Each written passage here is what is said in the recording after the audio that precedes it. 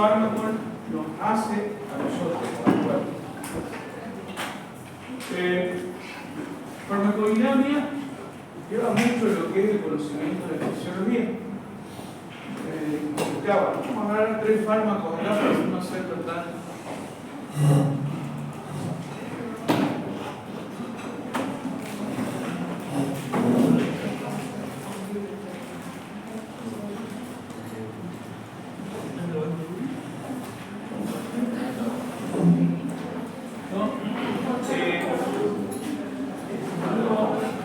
Cuando un fármaco se une a su receptor, vamos a quedar claro, vamos a repetir muchas veces, no se preocupen, que esto está relacionado principalmente con su actividad intrínseca de la célula. Puede producir un efecto o puede inhibir el efecto. En caso de la enzima, los medicamentos que estamos viendo acá van a producir una inhibición de procesos enzimáticos que nos dan un producto químico, ¿no?, relacionado con estos medicamentos. Por ejemplo, la neostigmina y la acetilcolinesterasa. Este medicamento, por ejemplo, ¿qué es lo que hace? Al bloquear la acetilcolinesterasa, va a producir aumento de la acetilcolina en los espacios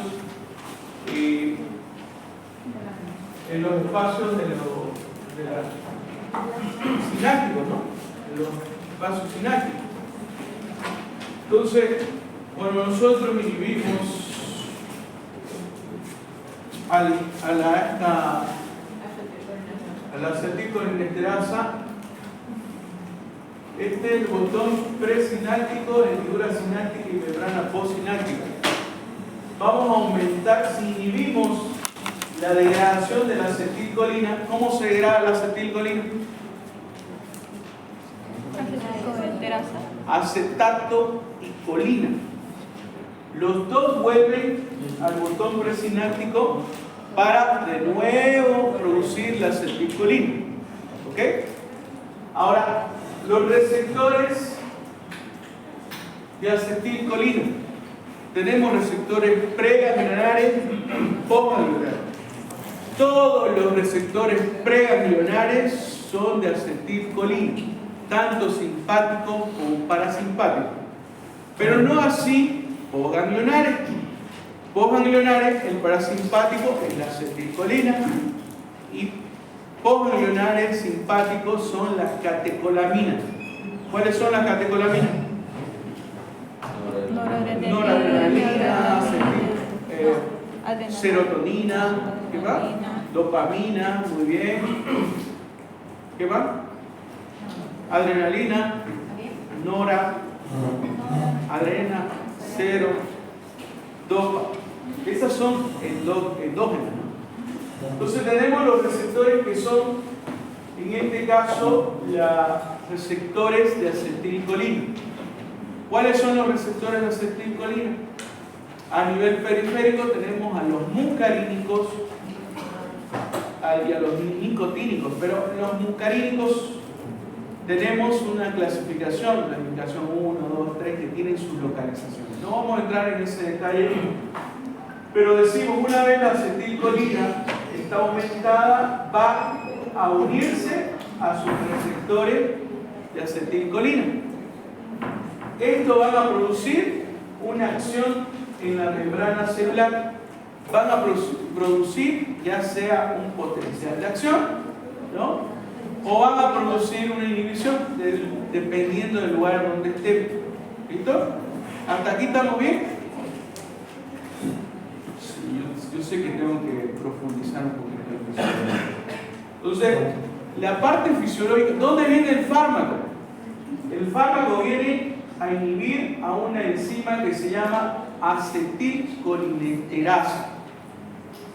La bloquea y va a producir un aumento de la acetilcolina y va a unirse la acetilcolina más tiempo en estos receptores.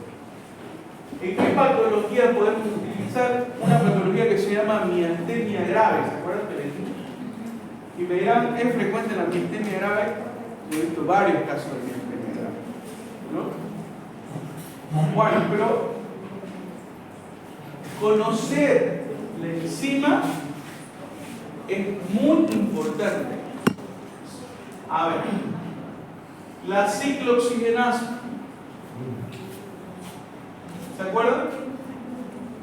¿Qué dijimos en la anterior clase? La membrana celular, en la cerita, la formación de ciclooxigenasa. Fármaco, aspirina. ¿Qué hace la aspirina? Está relacionado con las prostaglandinas. Pero antes de saber eso, tenemos que saber dónde está la ciclooxigenasa, de dónde viene, por qué se produce. Tenemos una molécula que se llama ácido araquidónico. ¿Se acuerdan? Esta molécula va a producir dos vías. Una que es de la ciclooxigenasa y una que es la lipoxigenasa. La ciclooxigenasa, que es esta de allá, se divide en dos: COX 1, COX 2. La aspirina, ¿qué es lo que hace? Va a bloquear la formación de la COX. Ahora, dependiendo de la dosis, está relacionada con su unión. Ejemplo, por ejemplo, a dosis de 80 o a 100 miligramos, esta se une a COX 1. Arriba de 1 gramo, 2 gramos, esta se une a COX 2 y la bloquea. Aquí va la parte de fisiología. ¿Qué hace COX 1? Fisiológicamente normal. A ver, siempre traten de hacerlo por orden. ¿Ya? ¿Qué hace en el estómago? Aumenta, bien, aumenta la formación de bicarbonato a nivel de la mucosa digestiva. A nivel renal, ¿qué hace? Fisiología. ¿Se acuerdan de una estructura que se llama glomérulo renal? Sí. El glomérulo renal tiene una arteria que entra y una arteria que sale. ¿No? La arteria que entra, ¿qué pasa con las prostaglandinas?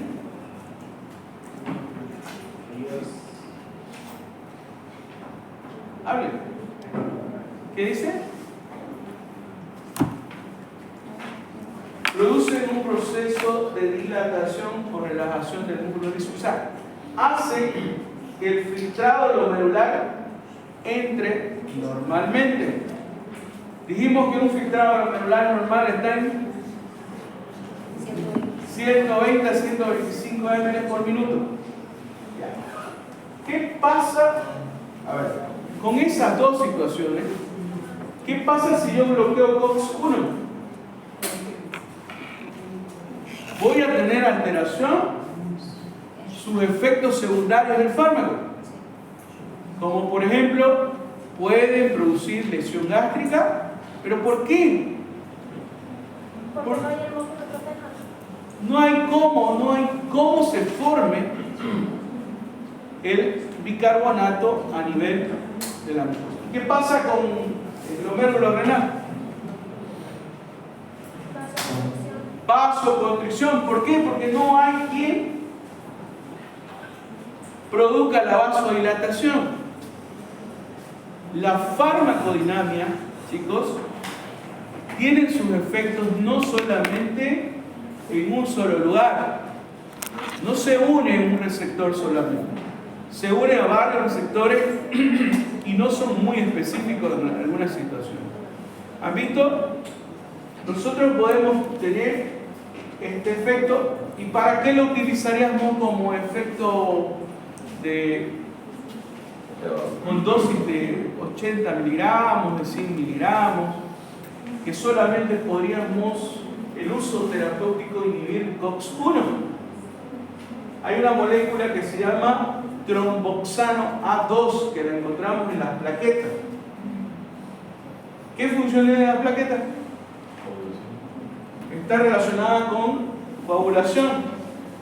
Si no hay plaqueta no se forma el tapón, ¿lo ven? Entonces, este mecanismo de esta aspirina lo utilizamos para inhibir la formación del tromboxano A2. Fisiológicamente, ¿para qué nos sirve? Como un antiagregante plaquetario. En medicina, en el protocolo que ustedes están viendo, ¿no? En los síndromes coronarios, la aspirina es un medicamento que está relacionado como protocolo. Pero ¿por qué se utiliza? ¿Para qué lo utilizamos? ¿Con qué objetivo lo utilizamos? Con inhibir COX-1. Por eso las dosis son bajitas. Ahora, captopril. Ya lo hablé esto en la anterior clase, pero estamos repitiéndolo. Captopril. ¿Qué nos dice del captopril? Es un fármaco que actúa inhibiendo una molécula que es el angiotensinógeno, que transforma la angiotensina 1 en angiotensina 2. Otra vez el piñón. Hay un sistema que se llama sistema renina-angiotensina-aldosterona, que produce, que va a producir aumento de la presión arterial, vasoconstricción, ¿no? Ahora, cuando nosotros utilizamos el captopril, va a producir el bloqueo enzimático de conversión de angiotensina 1 a angiotensina 2, y esto va a provocar vasodilatación. Se convierte en un medicamento antihipertensivo porque estamos alterando una función, ¿no?, que normalmente lo hace el sistema renina-angiotensina-aldosterona. ¿Cómo podemos utilizar otros fármacos? Bueno, en esta ocasión estamos viendo enzimas, ¿no? Inhibición enzimática. Pero podemos utilizar bloqueantes beta, por ejemplo, ¿no?, para disminuir la presión arterial. ¿Por qué? Porque es un receptor que está relacionado, como vamos a ver más adelante, con el simpático, y vamos a ver su reacción de ese fármaco. A ver, otro fármaco aquí. Ya. Sidobudina. Vamos a hablar un poquito de virus. ¿Qué hace la sidobudina? Bloquea lo que es la transcriptasa inversa.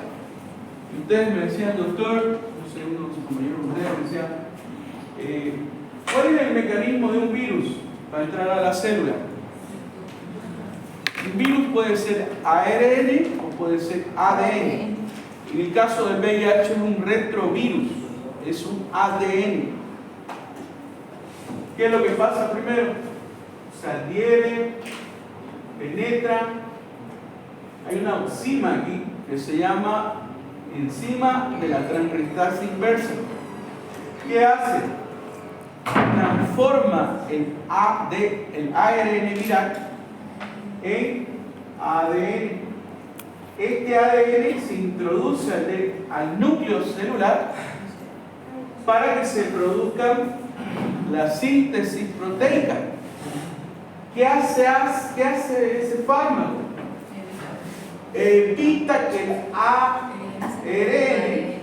se transforme en ADN. Sencillísimo. Yo no estoy aumentándole ni disminuyéndole. Si ustedes saben lo básico, solamente aplicar el fármaco. Tenemos fármacos que van a producir una inhibición de la transcriptasa inversa acá. Es una actividad enzimática que le da al virus, ¿no?, la transformación de ARN a ADN. Punto. Por supuesto que hay otros fármacos que actúan en la liberación, que actúan en la síntesis, pero no estamos hablando de eso. Estamos hablando de esto, ¿ya? Bueno, entonces, enzima comprendido. Vamos a seguir. Más claro. Canal iónicos. Nos dice, en los fármacos más utilizados tenemos la lidocaína, amiloride, nifedipino, tolbutamina y diazepam. ¿Qué es lo que hacen estos fármacos? Pueden bloquear o pueden activar estos canales, ¿no? Nos dice, por ejemplo, la lidocaína, ¿qué produce? Va a bloquear los canales de sodio sensibles al voltaje. En otras palabras, me está diciendo, va a bloquear la despolarización para provocar una repolarización. No. Vamos a bloquear la función del sodio, la entrada de sodio a la célula. ¿Por qué? Porque ¿para qué se utiliza la lidocaína? Es un anestésico local cuando se lo utiliza localmente, pero cuando se utiliza por vía endovenosa nos sirve como antiarrítmico. ¿Pero por qué? Porque a nivel de las células musculares cardíacas produce una alteración, un bloqueo también de la bomba de sodio, produciendo, ¿no?, un bloqueo de las despolarizaciones continuas que se hacen. Entonces, tenemos un medicamento con dos características de terapéutica diferentes. Uno que es por vía endovenosa, que lo podemos utilizar como antiarrítmico, y local como anestésico. Bloquea lo que es la despolarización, podemos decir, ¿no? Y esa actividad de los canales iónicos está relacionada con el mecanismo de eso. Amiloride, ¿qué hace? Amiloride, pirantereno y espironolactona son ahorradores de potasio, son antihipertensivos, pero son ahorradores de potasio.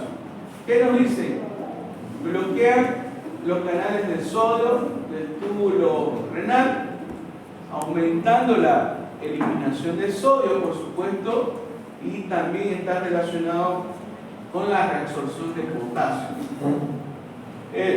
Nifedipino es un medicamento antihipertensivo que están relacionados con los canales de calcio sensibles al voltaje. ¿Qué es lo que hace? Lo inhibe a los canales de calcio para que el calcio no se libere del citoplasma y no produzca la contracción. Entonces, el nifedipino se convierte en un medicamento que entra en las células musculares lisas, no deja pasar al calcio, al citoplasma, y de esa manera produce una relajación muscular, no una contracción muscular que nos puede subir la presión arterial. El nifedipino es un bloqueante de los canales de calcio, que su principal terapéutica está relacionado, va a bajar la presión arterial. Tiene su nombre, lo conocen aquí, casi la mayoría utiliza, pero ya no se debería utilizar, pero lo seguimos utilizando. Se llama el Adalat, en nombre comercial. Y ustedes alguna vez se van a escuchar, coloquemos Adalat sublingual.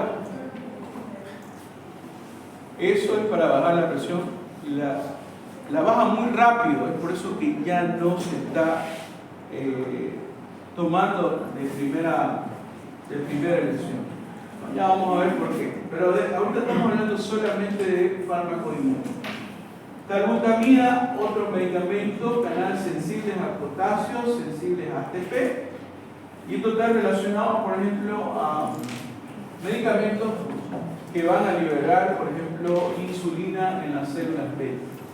El diazepam, ¿qué es lo que hace?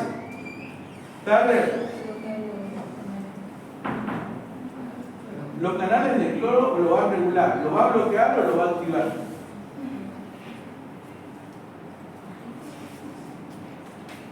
Vamos a ver que lo va a activar. Lo va a activar porque va a abrir los canales de cloro. Va a abrir los canales de cloro. Va a entrar el cloro y va a producir un efecto en la membrana celular que es la hiperpolarización. ¿Okay? Los cotransportadores. ¿Qué tiene aparte del cloro? ¿Por qué dice el GABA? Ya. En realidad lo que hace, si nosotros no hacemos que esto sea nuestras indicaciones, por ejemplo, se une a los receptores GABA. ¿Qué hace con los receptores GABA? Lo activa para que se abran los receptores y entre cloro. ¿Qué hace el cloro dentro de la célula? Va a producir una hiperpolarización en la membrana celular. ¿Qué es lo que va a suceder? No hay despolarización y hace periodo de no transmisión de impulsos eléctricos. Lo que hace el bloqueo del diazepam. Lo que hace el diazepam es una molécula, la benzodiazepina, ¿no?, que actúa en los receptores GABA produciendo apertura de los canales de cloro. Sencillo, lo vamos a ver. En los cotransportadores tenemos al omeprazol, la digoxina, furosemida, probenecid, reserpina y amitriptilina. A ver, vamos a ver los más conocidos. Omeprazol, por ejemplo, inhibe la bomba de protones en las células parietales. Nos dice, ¿no?, que va a bloquear la bomba de hidrogeniones ATPasa en las células parietales. ¿Qué hacen las células parietales? Producen la formación de ácido clorhídrico y factor intrínseco. Bueno, entonces tenemos al medicamento que actúa inhibiendo a este cotransportador que es el transportador de hidrógeno. Digoxina se une a las células cardíacas produciendo bloqueo de sodio, potasio, ATPasa. Pero en realidad, cuando bloqueamos a esta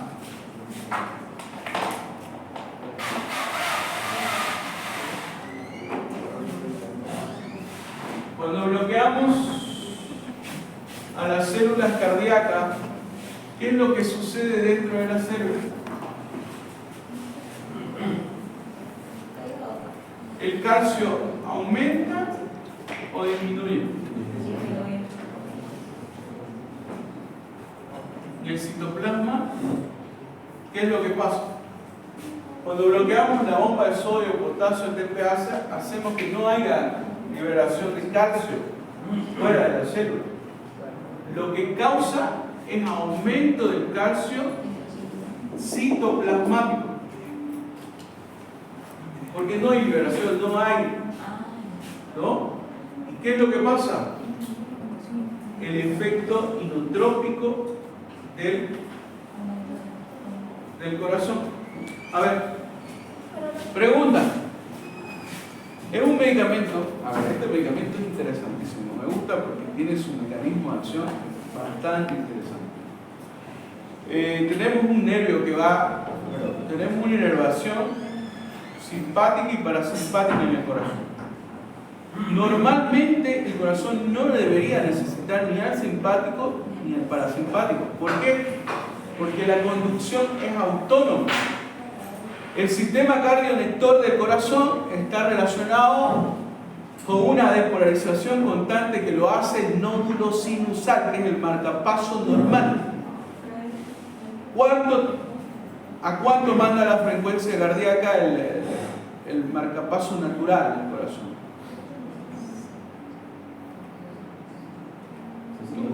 60 a 100 latidos por minuto. ¿Okay? Cuando esta se produce, por supuesto, una taquicardia, ¿no? Por ejemplo, este medicamento disminuye la frecuencia cardíaca. Pero ¿cómo lo hace? Si me está diciendo, doctor, si es un medicamento que produce inotropismo positivo. A ver, el simpático tiene varias funciones en el corazón. Inotropismo, vasotropismo y dronotropismo. ¿Okay? Esos son los efectos simpáticos. Y tenemos los negativos, que están relacionados con el parasimpático. Una ramita va ahí, que es del neumo gástrico, el corazón, ¿no? Y va a dominar la parte parasimpática. La digoxina es un medicamento que solamente tiene un efecto positivo relacionado con el simpático, que es el inotropismo o ionotropismo positivo. ¿Qué es el ionotropismo positivo? La contracción muscular.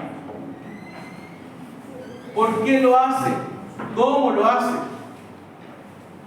Al calcio lo encierra el citoplasma para que haya una interacción con la actina y la miosina de ese nivel.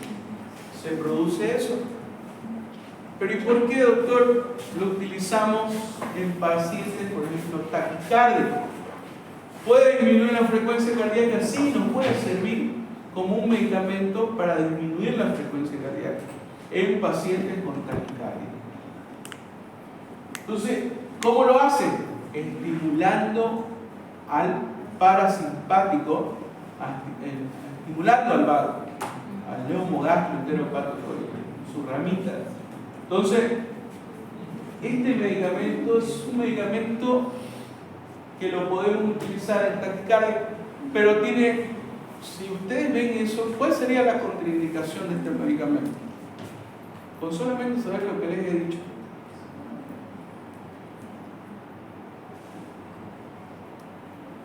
Se le puede dar a un paciente con frecuencia cardíaca de 45, lo mandamos a Londres y producimos un paro, probar bradicardia, y es un medicamento que no nos sirve en pacientes con bradicardia. Es un buen inotrópico, uno de los mejores que hay, porque la mayoría de los pacientes que ustedes van a ver todavía, aunque me digan, doctor, eso en los protocolos no hay. La digoxina ya dejó de utilizarse hace mucho tiempo en otros países, pero nosotros la tenemos todavía y la seguimos utilizando porque es un medicamento que nos sirve de mucho, un medicamento que lo tenemos, ¿no?, en nuestras farmacias en cualquier nivel que tengamos. Entonces, la digoxina sigue utilizándose en nuestro medio, por supuesto, no es un medicamento de protocolo de primera elección, por supuesto que no. La furosemida. ¿Qué hace la furosemida? Es un medicamento diurético. ¿Pero cómo diurético? ¿Por qué diurético? Inhibe los cotransportadores sodio, potasio, 2-cloros,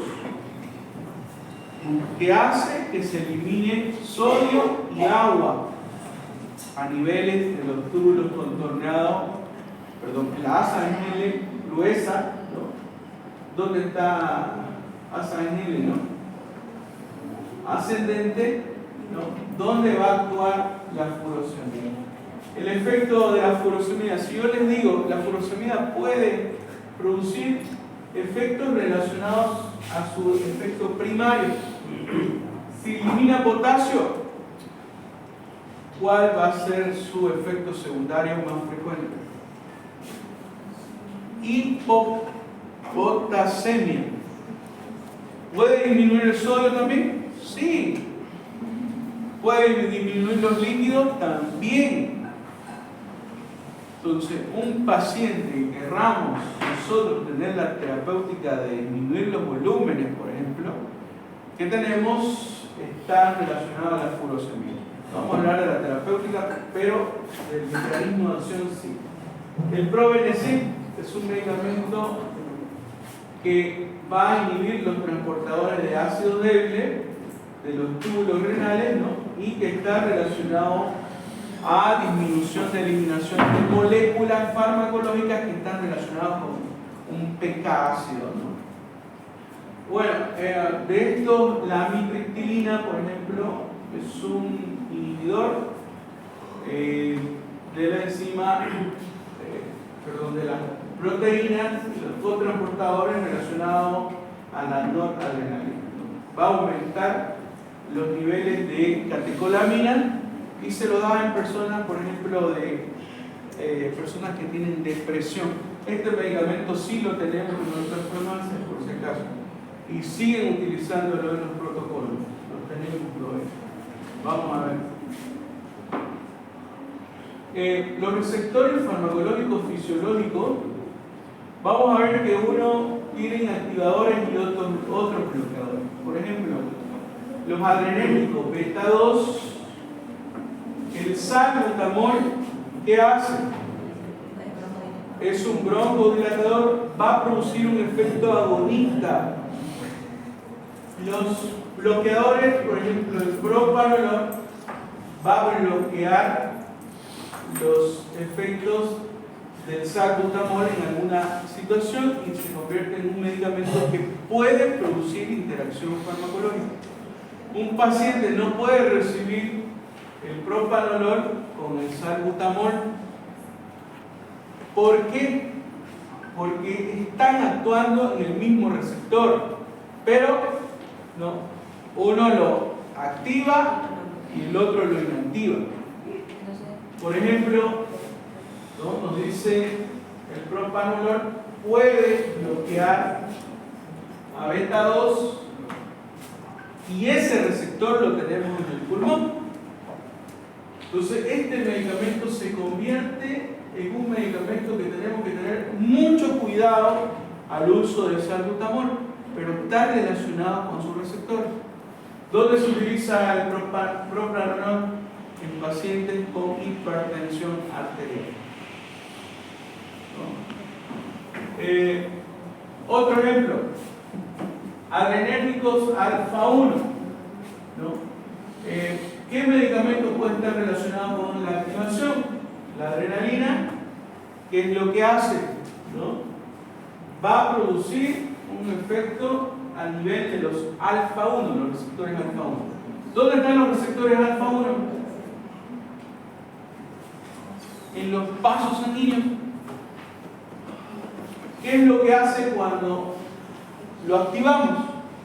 Produce vasoconstricción y esto va a aumentar la presión arterial. En realidad, aquí debería estar la noradrenalina. La noradrenalina lo que hace es aumentar la presión arterial porque su principal receptor es alfa 1. ¿Podemos bloquear ese efecto? Por supuesto que sí, ¿no? El bloqueo de alfa 1, por ejemplo, utilizando prazosinal. ¿Qué es lo que haría? El efecto contrario. Vasodilatación. ¿Aumenta o disminuye la presión arterial? Disminuye. Este medicamento lo damos para ese tipo de situación. Disminuye la presión, aunque no es un tratamiento de primera elección para hipertensión arterial, nos puede servir en algún momento para ello. ¿Entendido? Estamos bien, ¿no? Voy a hacer con calma esto porque yo sé que tenemos problemas en fisio y hay que hacerlo lo más chico posible, lo más entendible.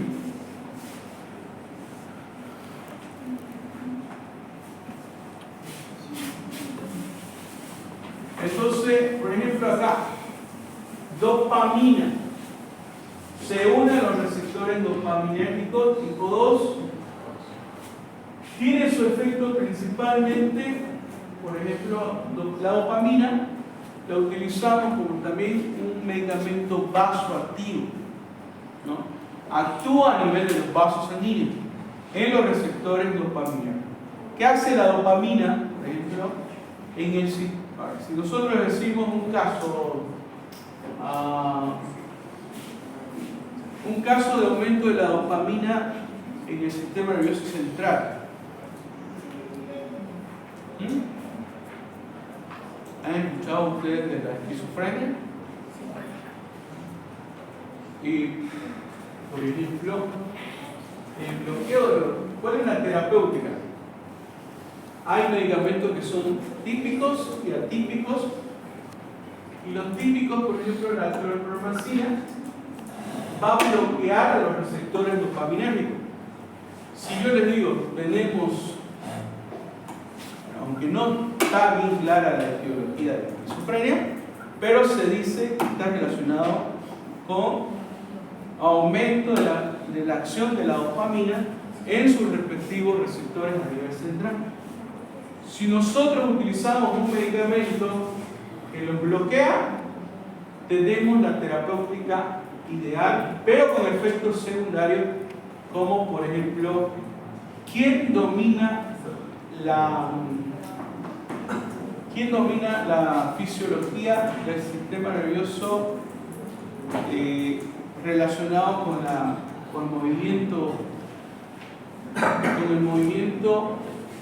con los músculos mejor?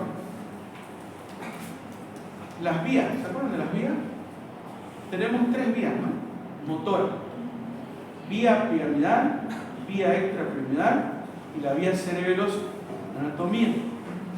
Todas estas vías están relacionadas con un neurotransmisor en la parte excitadora. La vía extrapiramidal está dominada por la dopamina. Si no tenemos dopamina, se produce alteración de los movimientos que domina el sistema. ¿Cuál sería? Piramidal, extrapiramidal, y cerebeloso. El extrapiramidal.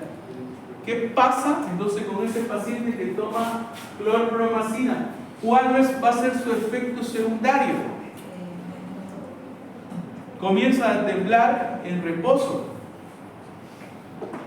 ¿Pero por qué lo hace? Porque estamos produciendo un efecto bloqueador en un receptor que domina ese nivel.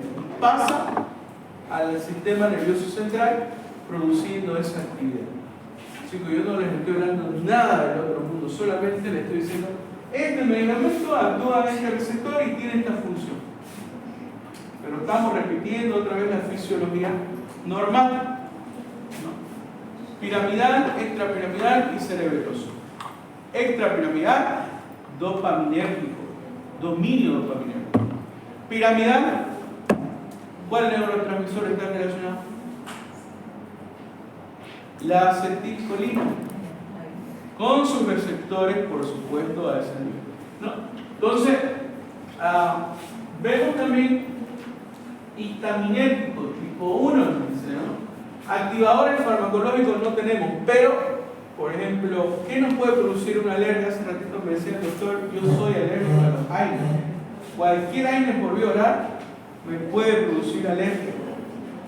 ¿Puede ser un medicamento, una sustancia que produzca una reacción de la liberación de histamina? Sí lo puede hacer, ¿no? Y tenemos al fármaco bloqueador que se relaciona principalmente con el uso de difenhidramina, ¿no? La difenhidramina, clorfenidramina. Entonces, tenemos varios fármacos, varias sustancias químicas que están relacionadas con el bloqueo, ¿no? H2, ¿dónde están los receptores H2?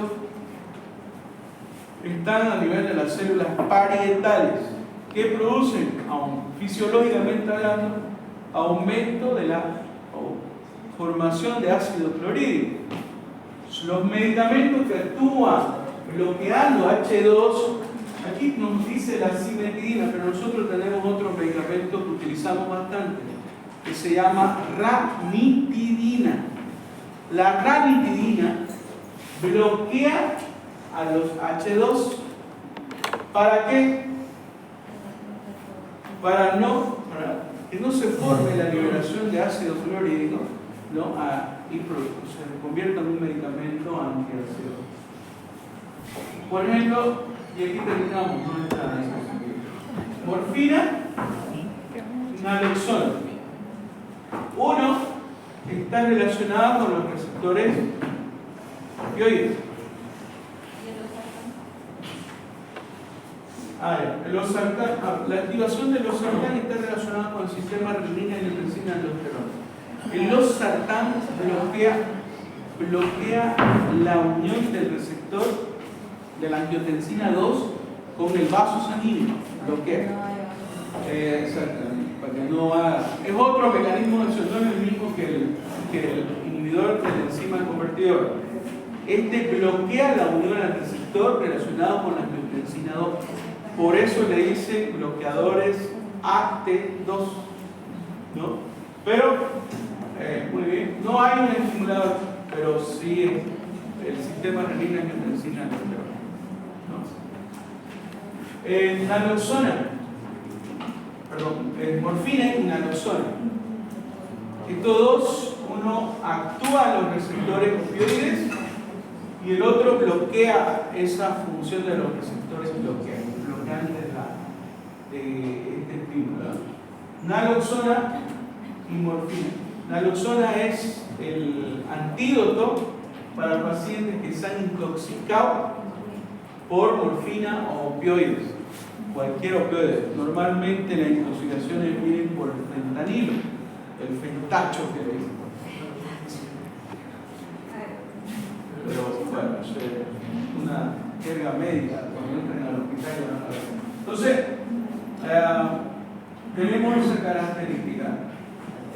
Receptores de insulina, activador de insulina, no tenemos un bloqueador que nos sirva como terapeuta. Estrógenos vienen a ser, por ejemplo, el tamoxifeno, un bloqueador de los estrógenos que se utiliza, por ejemplo, en cáncer de mama, ¿no? ¿Por qué? Hay una liberación excesiva de estrógeno y normalmente se producen estas alteraciones. Entonces, ¿qué hace la medicación?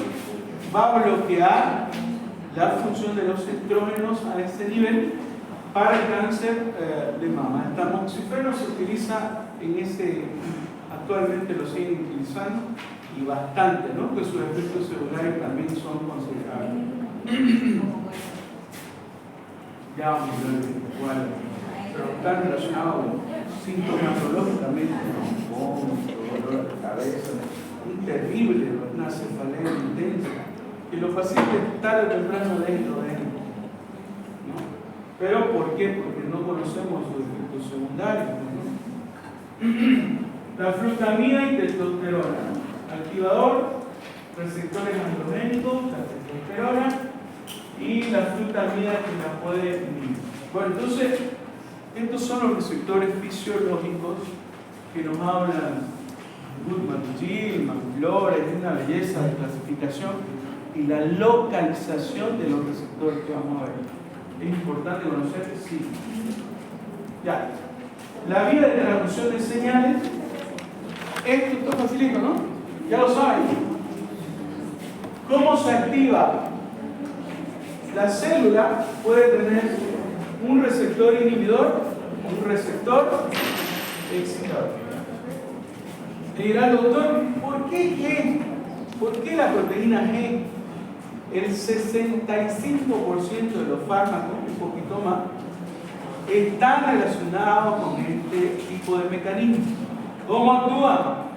Uno inhibiendo EI, no hace la formación de la activación de la ciclasa para producir segundos mensajeros. Entonces bloquea la función de la molécula farmacológica, unirse a lo que es alfa-2, por ejemplo, y producir una inhibición que está relacionada con el bloqueo de la formación del adenilato ciclasa. Tenemos la excitación está relacionado con su receptor GS, GTP, que el GDP lo desplaza GTP, es una proteína estimuladora, va a producir actividad en los segundos mensajeros, va a producir una acción de la proteína quinasa, va a producir una fosforilización de la proteína y va a producir un efecto. Verán cuál, doctor, por ejemplo, la liberación de calcio dentro de la célula. El calcio es un ion tremendo, ¿no? Que hay que saberlo muy bien. Entonces, el efecto viene a ser, el caso de células musculares, en contracción. En el caso del sistema nervioso central, liberación. ¿Cuáles son los receptores que tenemos? Acoplados a los canales se llaman iónicos. Receptores acoplados a proteína G, ¿no? Receptores con actividad enzimática, receptores que regulan la transcripción de genes. Aquí tenemos la capita, vamos a ir.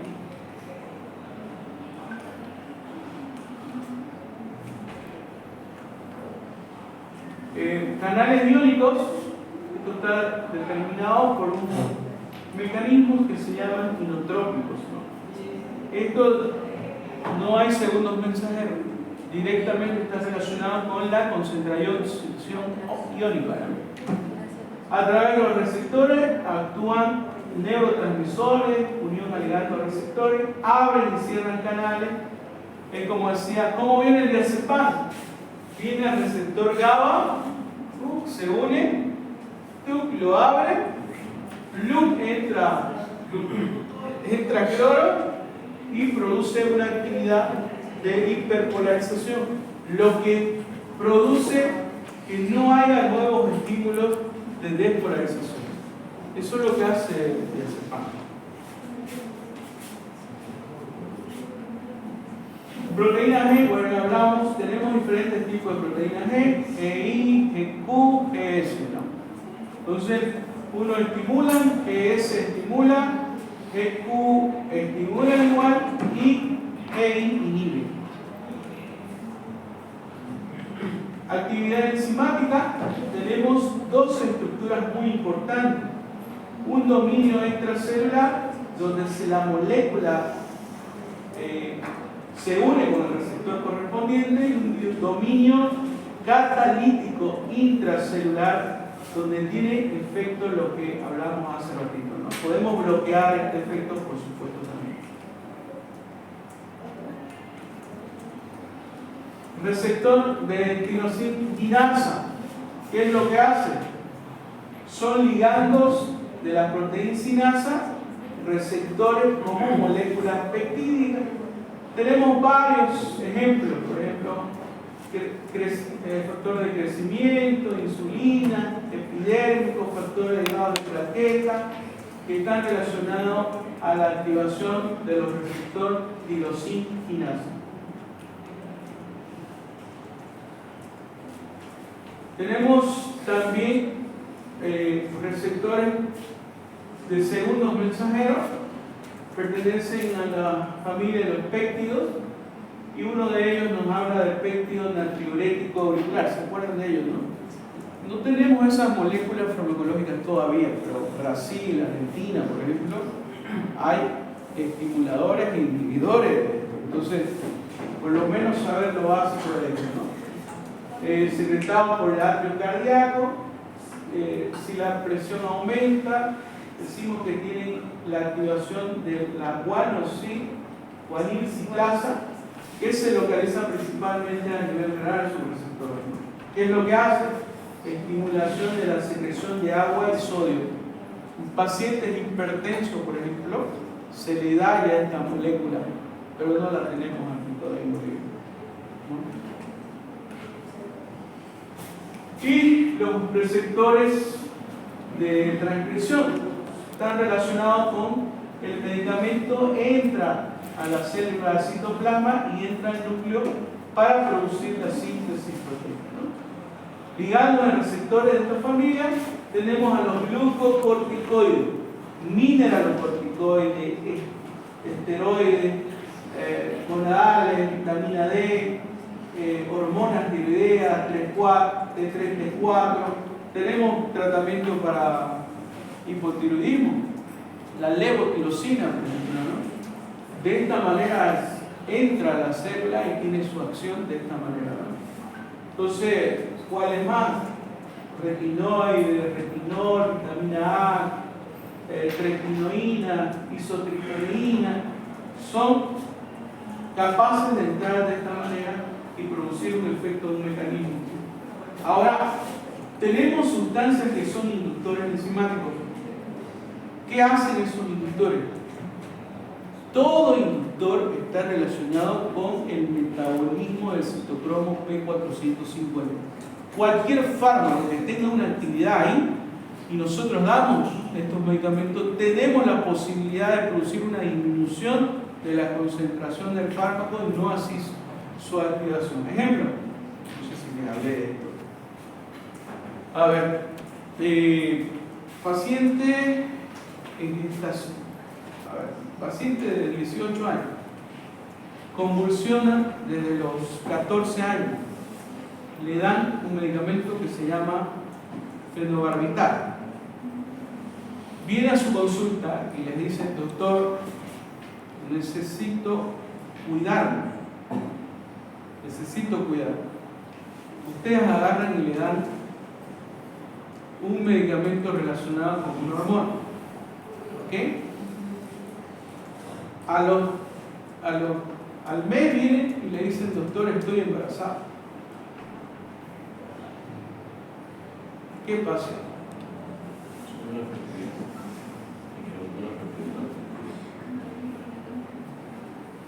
¿Qué pasó? ¿Quién se equivoca? Le preguntamos a la paciente: ¿usted tomó su medicación como debía? Sí, doctor, tomé mi anticonceptivo como debía. Tomé todos los días y mire, aparezco con 2 meses de embarazo. Doctor, ¿no puede ser una alteración, por ejemplo, en la FSH? Que al darle otro medicamento relacionado a las hormonas, ¿eso haya alterado su ciclo? No. Pero me gusta que aporte ella nos conocemos ya, yo la conozco a ella es así. Bien, gracias. ¿No? Resulta, ahora, acuérdense que ella estaba tomando fenobarbital. Es un inductor enzimático. ¿Qué hace? Que las concentraciones de la hormona que se le ha dado a la paciente no lleguen a la ventana terapéutica y esa paciente llegue a embarazarse.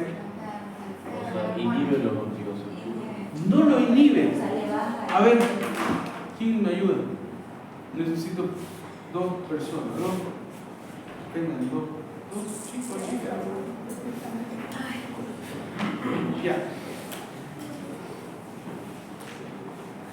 Van a permitir que pueda tocar solamente el brazo. ¿Sí? Sí. Yo soy citocromo P450, una enzima que va a comenzar a producir un mecanismo metabólico dentro del cuerpo. Esto se encarga de aumentar o disminuir los metabolismos. Ella va a ser el fenobarbital, ¿no? ¿Qué pasa con el fenobarbital? Hay incluso